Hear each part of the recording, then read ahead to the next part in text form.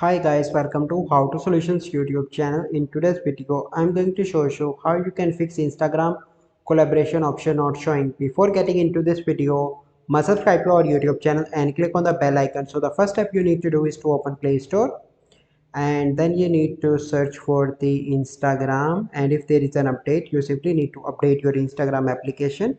As you can see that my Instagram is up to date, then you need to go back and go into the settings and go into the app management, and here you need to go into the app list and search for the Instagram like I am doing. Okay, and then you need to click on storage and cache, and the first step you need to clear cache, and after that you need to clear storage. Once you complete all those steps, you simply need to turn off your smartphone and turn on again and log in into your account on Instagram and try to create a post with the collaboration feature and click on add tag people, and here you can see that invite collaborator option is now showing.